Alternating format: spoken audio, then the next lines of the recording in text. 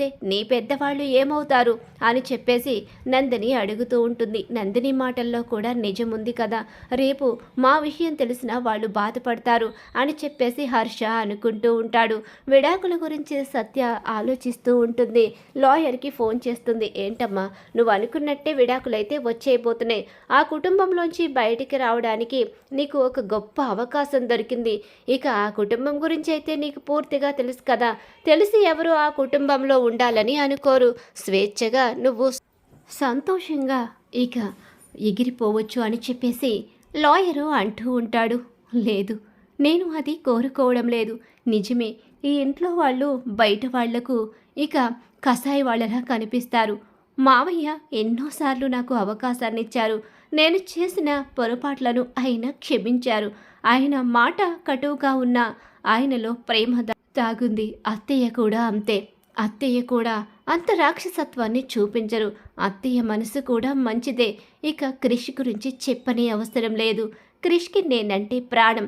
నేనే తన ప్రపంచం.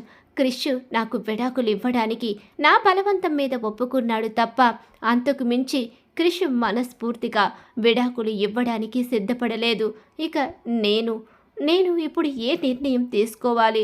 నేను క్రిష్ చెప్పినట్టుగానే ఇక రెక్కలొచ్చిన పక్షిలా ఎగిరిపోవాలా, లేకపోతే క్రిష్తో కలిసి సంతోషాన్ని పంచుకొని ఈ ఇంట్లో ఇక అందరికీ నచ్చిన కోడలుగా ఉండిపోవాలా?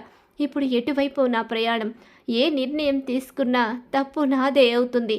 క్రిష్ ఎప్పుడూ కూడా నాకు అన్యాయం చేయాలని అనుకోలేదు. నా వైపే నిలబడ్డాడు. నేనే తన ప్రాణం అనుకున్నాడు. అలాంటప్పుడు క్రిష్ని ఎలా వదులుకోవాలి అని చెప్పేసి ఇక రాత్రంతా ఆలోచించుకుంటూ ఉంటుంది. వంటగదిలోకి తెల్లవారుజామున వచ్చేసరికి, ఎందుకమ్మా ఇంకా మాకు వంట చేసి ఏం చేయాలి అనుకుంటున్నావు? నా కొడుకునే లెక్క చేయలేదు. నా కొడుకునే దూరం పెట్టావు. ఇక మా అందరికీ వంట చేయవలసిన అవసరం లేదు అంటూ ఇక భైరవి అయితే అంటూ ఉంటుంది. అలా ఇక అప్పటి నుంచి ఏదో ఒక చిన్న చిన్న అవమానాలు ఎదుర్కొంటూనే ఉంటుంది. కానీ వాళ్ళ మనసులో బాధ అంతా వాళ్ళిద్దరి మధ్య బంధం లేదనే తప్ప అంతకు మించి సత్య మీద వేరే పగ ఏమీ కాదని చెప్పి సత్యకైతే అర్థమవుతూ ఉంటుంది. కోర్టు హీరింగ్కి వచ్చే సమయం అయితే దగ్గర పడిపోతూ ఉంటుంది. ఇక కోర్టుకు వెళ్లాల్సిందేనా? విడాకులు విడిపోవాల్సిందేనా? మేము విడాకులు తీసుకుంటున్నామని తెలుసుకుంటే రెండు కుటుంబాలు ఏమైపోతాయి? నాన్న తట్టుకోలేరు, ఇటు మావయ్య భరించలేరు. ఇక మేమిద్దరం కలిసి ఉండడం లేదని తెలిసిన రోజే మావయ్య క్రిష్ని చెంప పగలగొట్టారు. తెలియకుండా ఇంత పెద్ద నిర్ణయం తీసుకున్నామని తెలిస్తే క్రిష్ని మావయ్య ఏం చేస్తారో కూడా ఊహించలేము అని చెప్పేసి అనుకుంటూ ఉంటుంది. క్రిష్పై తనకున్న ప్రేమని మొత్తం ఇక ఆలోచించుకుంటూ ఉంటుంది. ఈలోగా క్రిష్ బామ్మ అక్కడికి వస్తుంది. మంచి నిర్ణయం తీసుకోమ్మా, క్రిష్ చాలా మంచివాడు, చిన్న మనసు చాలా గొప్పది. చిన్నాలా ప్రేమించే అబ్బాయి నీకు ఎక్కడ దొరకడేమో, అది నేను చెప్పనవసరం లేదని నాకు అర్థమవుతుంది. అమ్మా సత్య, పెళ్లి సమయంలో నువ్వు ఎంత బాధపడ్డావో ఒక ఆడదానిగా నేను అర్థం చేసుకోగలను. కానీ ఆ తర్వాత వాడు నువ్వే ప్రాణంగా బ్రతికాడు. నిన్ను పెళ్లి చేసుకోవడం కోసం ఏదైనా తప్పులు చేసి ఉండొచ్చు, కానీ నీ విషయంలో నిన్ను తప్పుగా చూడాలని వాడెప్పుడూ అనుకోలేదు. నిన్ను పెళ్లి చేసుకోవడం కోసం ఈ ఇంట్లో వాడు ఎంత రచ్చ చేశాడో నాకు తెలుసు. నా కళ్ళారా నేను చూశాను. తన తండ్రిని ఒప్పించడానికి ఎంతో ప్రయత్నం చేశాడు. తన చెల్లెలకు ఇష్టం లేకపోయినా ఆ ఇంటి కోడలిగా పంపించాడు. ఎన్నో చేశాడు నీ కోసమని చెప్పేసి బామ్మ కూడా చెప్తూ ఉంటుంది. తెలుసు బామ్మ, నేనంటే ఆయనకు ప్రాణమని తెలుసు అని చెప్పేసి అనుకుంటూ ఉండగానే ఈలోగా కోర్టు హీరింగ్కి వెళ్ళే సమయం వచ్చేస్తుంది. సరే పద వెళదాం సత్య అని చెప్పేసి అంటూ ఉండగానే అక్కడ ఉన్న విడాకుల పేపర్స్ తీసుకుంటుంది సత్య. ఇక విడాకులు తీసుకోవడానికి సిద్ధపడిపోయిందని చెప్పి అనుకుంటూ ఉంటాడు. క్రిష్ అలా అనుకుంటూ ఉండగానే సత్య విడాకుల పేపర్స్ చింపి పడేస్తుంది.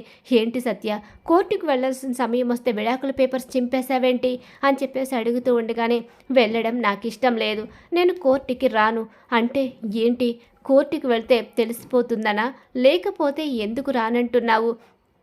కోర్టుకు వెళితేనే కదా ఇక మనకి విడాకులు వస్తాయని చెప్పేసి అంటూ ఉండగానే, లేదు నేను కోర్టుకి రాలేను, నేను నిన్ను వదిలి బ్రతకలేను. నిజమే, నిన్ను వద్దనుకున్నాను, నీపై ప్రేమే లేదు అన్నాను. నన్ను కసాయివాడిలా పెళ్లి చేసుకున్నావని నిన్ను దగ్గరికి కూడా రానివ్వలేదు. క్రిష్, నీ మనసుని అర్థం చేసుకున్నాను. నువ్వేంటో తెలుసుకున్నాను. నీతో కలిసి జీవితాన్ని పంచుకోవాలని అనుకుంటున్నాను. నా మనసులో నీపై ఉన్న ప్రేమను బయట పెట్టాలని అనుకున్నాను. కానీ నాకు ఆ అవకాశం రాలేదు. తప్పు చేస్తున్న నేనే ఏమీ తెలియనట్టుగా వచ్చి నీ దగ్గర నా మనసులో బాధని, నా మనసులో ఉన్న ప్రేమని బయట పెట్టలేక దూరంగా మూడో మనిషిలా ఉండిపోయాను అంతే తప్ప కానీ నీ మీద నాకు ప్రేమ లేకపోవడం కాదు అని చెప్పేసి, ఇక నువ్వంటే నాకు ఇష్టం. మనం కోర్టుకు వెళ్ళి ఒకరి మీద ఉన్న ఇష్టాన్ని ఒకరు తెలుపుకో అవసరం లేదు. నేనంటే నీకు ఎంత ఇష్టమో నాకు తెలుసు. అంతకన్నా ఎక్కువగా నిన్ను నేను ప్రేమిస్తున్నాను. నీతోనే కలిసి ఉంటాను. నిన్ను వదిలి బ్రతకడం అనేది జరగని పని అని చెప్పేసి క్రిష్ని హక్ చేసుకుంటుంది. విడాకుల పేపర్స్ చింపేసి ఇక విడాకులకి రావడం లేదు, మాకు విడాకులు వద్దు, రద్దు చేయండి అని చెప్పేస్తుంది. అలా కోర్టు హియరింగ్ రోజు ఊహించని నిర్ణయం తీసుకుని క్రిష్కి మనసులో ఉన్న ప్రేమను చెప్పేస్తుంది. మనసులో ఉన్న ప్రేమని మొత్తం బయటపెట్టి క్రిష్కి భార్యగా దగ్గరవ్వాలని నిర్ణయించుకుంటుంది. క్రిష్కి భార్యగా దగ్గరే సంతోషంగా కొత్త జీవితాన్ని మొదలు పెడతారు క్రిష్, సత్య ఇద్దరూ కూడా. మరి రాబోయే కథలో ఖచ్చితంగా ఇలా అయితే జరగబోతుంది. ఇలా జరగాలని చెప్పేసి ఎవరైతే కోరుకుంటున్నారో వాళ్ళు మా వీడియోని తప్పకుండా లైక్ చేయండి. సత్యభామ సీరియల్ అప్కమింగ్ ఎపిసోడ్స్ టీవీలో కన్నా ముందుగా చూడాలనుకుంటే మా ఛానల్ ఇప్పుడే సబ్స్క్రైబ్ చేసుకుని పక్కనే ఉన్న గంట సింబల్లో ఆల్ మీద క్లిక్ చేయండి.